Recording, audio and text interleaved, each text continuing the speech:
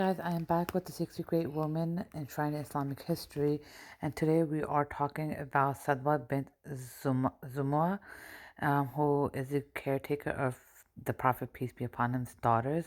I feel like she isn't really spoken much, um, and I didn't really get to hear much about her, honestly.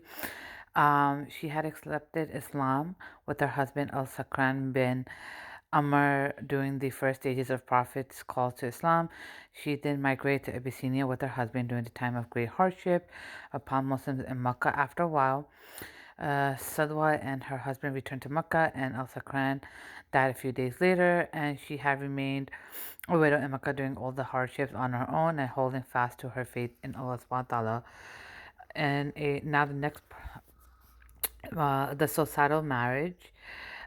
She was the first woman that Prophet, peace be upon him, had married after the death of Khadija radiallahu anha. They married specifically on the 10th year after the revelation.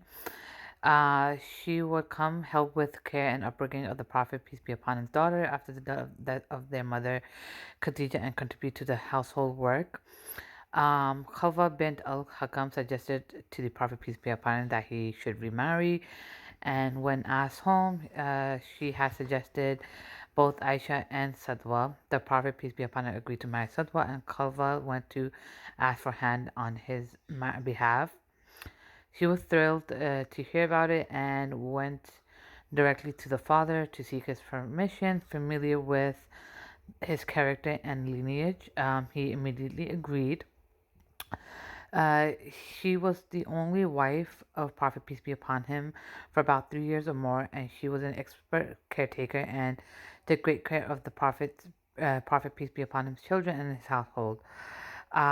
She was once told that the Prophet, peace be upon him, I have prayed standing behind you, O Prophet of Allah, and you made me kneel so long that I held my nose, fearing that it will bleed. Prophet, peace be upon him, laughed amused at her words. It is said that she often made him. Now, the waiving her day. So when she grew older and her interest in the feast of marriage decreased, she became worried that the Prophet, peace be upon him, would divorce her, as he had other wives who were much younger than her.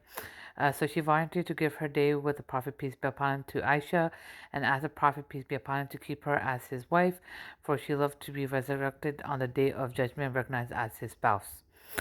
Her love for charity. Sadwa was a great caretaker, giver. After the Battle of Khyber, she received in Medina 80 crates of dates and 20 crates of wheat, but she did not keep any of it, and she decided to distribute after it had, even before it had arrived to her house. During the reign of Umar radiallahu, he was sent a fabric bag with money in it to the mother of the believers. When the bag arrived to Sadwa, she was stunned that she would receive a large sum, enough to be paid in a bag. She immediately divided and distributed the money among the poor and the needy. She passed away in Medina on the 54th year of Hijrah during the reign of Muawiyah. Sadwa was a woman of kindness and belief who set an example for all those around her.